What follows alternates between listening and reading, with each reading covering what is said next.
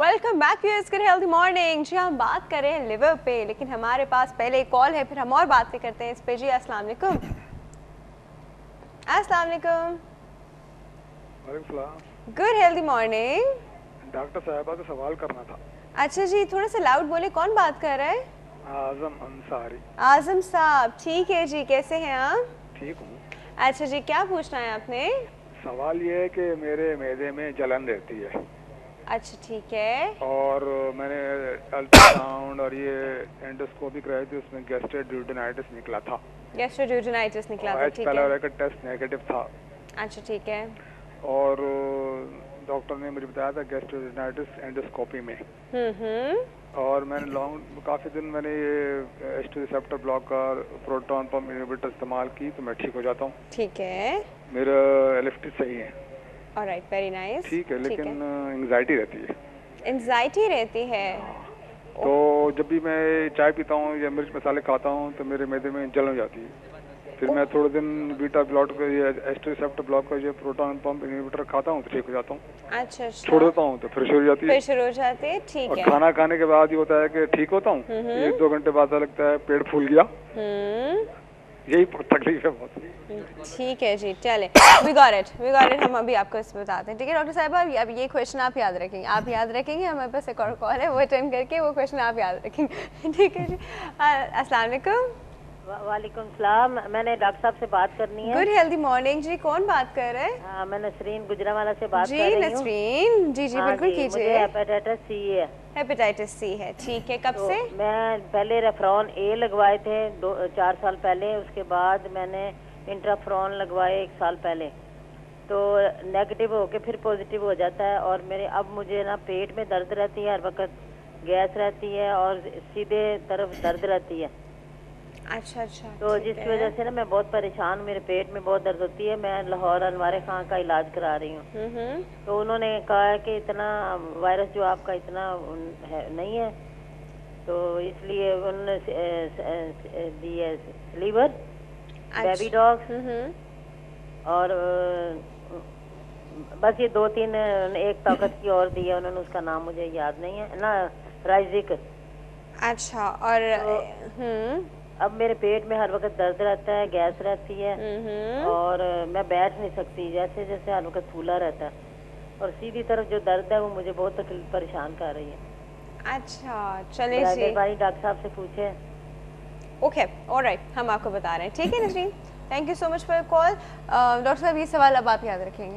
Doctor साहब वो जो सवाल आपने याद रखा था अच्छा हाँ, वो भी है, और एक वैक्सीन का भी। मैं वैक्सीन का इसलिए टच करूँगी कि मेरे पास बहुत सारे लोग आते हैं वैक्सीन करने के लिए, तो 3 वैक्सीन हम देते हैं, उसके बाद दैट इज़ लाइफ लॉन्ग। 0-1-6 हाँ, 0, 1 एंड 6 मंथ्स की देते हैं, उसके बाद यूजुअली दैट इज़ इनफ। पहले ज़माने में हम बूस्टर्स भी देते थे, रिकॉल बूस्टर 5 साल पे, लेकिन ये देखा गया कि लाइफ लॉन्ग इम्यूनिटी 3 से मिल जाती है। लेकिन कभी कभार हाई रिस्क पेशेंट्स में, जैसे डॉक्टर्स हैं, इसमें हम चेक कर लेते हैं, उसमें अगर हम 10 साल पे अगर नहीं डाउन हो रही होती है इम्यूनिटी, फिर बूस्टर दे देते हैं। अगर इनको ज़्यादा खतरा लगता है तो इम्यूनिटी, जी बिल्कुल, हेपेटाइटिस बी का एंटीबॉडीज़ हम करके देख सकते हैं। अगर वो एडिक्वेट हैं तो इनको फिर फिक्र की ज़रूरत नहीं होती है, यूजुअली 5-10 साल के लिए वो काफ़ी होता है।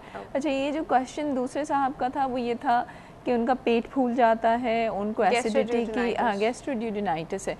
तो इसमें ये है कि देखें, जैसे इनको एंग्जाइटी भी है, अगर ये एंग्शियस पर्सन है, टाइप ए पर्सनालिटी जिसे हम कहते हैं, हर वक्त परेशान रहना, तो ऐसे लोगों में एसिड प्रोडक्शन ज़्यादा होती है और उनको persistent on end of symptoms रहते हैं। दूसरी चीज़ें जो गैस्ट्रोड्यूडेनाइटिस या ड्यूडेनाइटिस को बढ़ाती हैं, वो उसमें फिर तेज़ मिर्च मसाला खाना और गर्म चीज़ें खाना, और इसके अलावा जो पान, गुटखा, तंबाकू जो है, that's a very important irritant, जो कि हम लोग भूल जाते हैं। अक्सर लोग आते हैं उनमें इवन आयरन डेफिशिएंसी एनीमिया भी मिलता है, क्योंकि इरिटेशन होती है गट की, फिर उसमें जब आप कोई गरम खाते हैं या मिर्च खाते हैं तो वो बर्निंग होती है, तो फिर वही बात आ जाती है, एब्जॉर्प्शन भी कंप्लीटली नहीं होती। हाँ, एब्जॉर्प्शन भी, तो फिर वही बात आ जाती है लाइफस्टाइल की, कि हम किस तरह से खाते हैं, देर में खाते हैं, सोने से पहले खाते हैं, कितना खाते हैं, बहुत ज़्यादा मिर्च मसाले तेल वगैरह की चीज़ें खाते हैं, दवाओं का जो इस्तेमाल होता है, कुछ लोगों को रिफ्लक्स भी होता है, उसमें भी बहुत तकलीफ़ होती है, तो उसमें कुछ ये मशवरा ले लें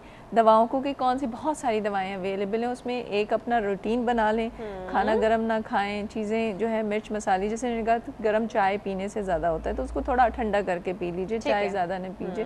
तो इस तरह के बेवरेजेस हैं, जैसे ड्रिंक्स, हम लोग कार्बोनिक एसिड पीते हैं, ये जो जितनी सॉफ्ट ड्रिंक्स है सब में कार्बोनिक एसिड है, वो आपको एसिडिटी बढ़ाएगा ना, क्योंकि वो एसिड ही है, आप वीक एसिड पी रहे हैं। तो थिंक अबाउट दोज थिंग्स, और लाइफस्टाइल में वज़न कम करें, अपना वॉक करें, खाने के बाद लेटे नहीं, खाने को वक्त पे खाइए और मिर्च मसालों वाला खाना ना खाएं। ठीक है। अच्छा जी डॉक्टर साहब, वो जो सवाल आपने याद रखा था कौन सा वाला? हाँ नहीं, हेपेटाइटिस सी डॉक्टर साहब क्यों? नहीं, गुजरा वाला याद आ गया। अच्छा नहीं, वो इनका काफ़ी वो है, इनको वरी तो है कि इनका रिलैप्स हो जाता है, तो इन्होंने लगता है ऐसा है कि पहले स्टैंडर्ड इंटरफेरॉन लगाए, हाँ, उससे इनको रिलैप्स हो गया। जी, वो standard interferon thrice a week वाले, हफ्ते में 3 दफ़ा वाले, अगर इन्होंने वो हफ्ते में 1 दफ़ा वाले नहीं लगाए तो इनको ट्राई करने चाहिए। उसका ये है कि पहले पता होना चाहिए कि वायरस कितनी मिकदार में है और वायरस की जीनोटाइप क्या है, कौन सी टाइप का वायरस है, फिर उसके मुताबिक अगर वो लगवा चुकी हैं 1 साल तक, फिर भी परेशान होने की ज़रूरत नहीं है, क्योंकि अब नई मेडिसिन आ रही हैं तो बहुत जल्द अभी मेडिसिन आ जाएंगी कि इंटरफेरॉन का चक्कर ही ख़त्म हो जाएगा, तो सिर्फ आप टैबलेट से जो है हेपेटाइटिस सी को एलिमिनेट कर पाएंगे। तो मेरे ख्याल है इसमें 2-3 साल लग जाएंगे। हेपेटाइटिस सी क्या कभी ख़त्म नहीं हो सकता? क्यों नहीं हो सकता, बिल्कुल हो सकता है। तो हेपेटाइटिस सी बेसिकली जब ख़त्म हो जाता है तो एलिमिनेट हो जाता है।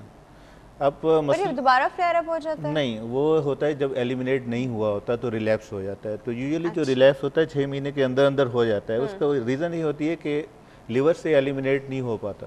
ठीक है। अब लिवर से क्यों एलिमिनेट नहीं हो पाता, उसकी कई वजूहात होती हैं, लेकिन ये है कि अगर लिवर से एलिमिनेट हो जाए, जो कि अक्सर हो भी जाता है, 70% केसेस में हमेशा के लिए लिवर से एलिमिनेट हो जाता है।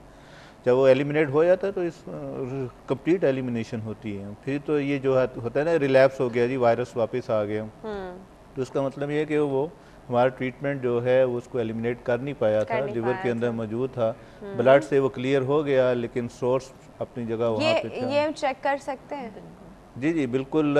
उसको जो चेक करने का एक आसान तरीका ये होता है कि आप 6 महीने में, पहले 6 महीने के बाद एक दफ़ा टेस्ट करा के देख लें। एंटीबॉडी नहीं, PCR कराएं। PCR कराएं। एंटीबॉडी तो आपको प्रीवियस एक्सपोजर शो करती है ना, तो आप एंटीबॉडी कराएंगे, जब हालांकि वायरस एलिमिनेट हो भी जाता है तो antibody test remains positive, shows previous exposure. ये वाला हेडेक जी आपने लीजिए, ये डॉक्टर साहब पे छोड़ दीजिए, समझ भी नहीं आएगा PCR क्या और एंटीबॉडी क्या। कॉल है जी हमारे पास, अटेंड करते हैं। अस्सलाम वालेकुम। वालेकुम सलाम। गुड हेल्दी मॉर्निंग, कौन बात कर रहा है? जी मैं नुसरत बात कर रही हूँ कराची से। जी नुसरत साहिबा, कैसी हैं आप? जी ठीक ठाक। मुझे क्वेश्चन करना है डॉक्टर साहब। आवाज़ सही से नहीं आ रही मुझको। जी मुझे डॉक्टर साहब से पूछना है। जी बिल्कुल पूछिए। कि मैंने ये टेस्ट कराए हैं हेपेटाइटिस B और C के। अच्छा ठीक है। तो ये दोनों नॉन रिएक्टिव हैं। ऑलराइट, ठीक है जी। तो मुझे ये पूछना है कि ये कभी लाइफ में एक्टिव भी हो सकते हैं, और दूसरा सवाल ये कि अगर ये एक्टिव हो जाते हैं ना, तो वो कौन से एजेंट्स हैं जो इन्हें एक्टिव करते हैं? अच्छा ठीक है जी, हम आपको बता रहे हैं। ठीक है डॉक्टर साहिबा, ये सवाल आप याद रखिएगा। याद, एक और कॉल है इसलिए ये अच्छा मैंने असाइनमेंट दे दिया। मेमोरी टेस्ट जो है। मेमोरी टेस्ट जो है। अच्छा जी, दूसरी कॉल अटेंड करते जी। अस्सलाम वालेकुम। वालेकुम सलाम डियर राफिया, कैसी हैं? बिल्कुल ठीक ठाक। Good healthy morning. कि आप कैसी हैं? अच्छा जी, कि आप कैसी हैं आज? बिल्कुल ठीक, बिल्कुल ठीक ठाक, अल्लाह का शुक्र है। हाँ जी, क्या कहना चाहेंगे? पहले तो पोल का जवाब ये है कि जानते बूझते तो इंसान ये नहीं कर सकता, ठीक है ना? अच्छा, सिगरेट पीने वाले लड़के से तो शादी कर लेते हैं? वो तो 5 साल या भी खा रहा हो तो भी कर लेते हैं? नहीं, अब मेरा ख्याल से तो नहीं, अगर लड़का नहीं बताएगा तो मैं बता दूंगी क्या है क्या। अच्छा चले ठीक है, हर बात बता देनी चाहिए, हर बात बता देनी चाहिए। ठीक है, तो मतलब वो लड़की बहुत अच्छी है, कोई उसमें ऐसा कोई प्रॉब्लम नहीं, बहुत अच्छी लड़की है, बहुत प्यार करने वाली है, ख्याल रखने वाली, एजुकेटेड, हर तरह से। सिर्फ एक ही बुराई है, तो क्या इसके लिए आप रिश्ता ठुकरा देंगे? नहीं, फिर ये है कि लड़के पे छोड़ देंगे भाई, जैसे तुम्हारी मर्जी। अच्छा चले जी, ठीक है। अच्छा जी, और कुछ और पूछना चाहेंगे? हाँ, डॉक्टर साहब से सवाल करना था। हाँ जी, बिल्कुल कीजिए। अस्सलाम वालेकुम डॉक्टर साहब। हाँ।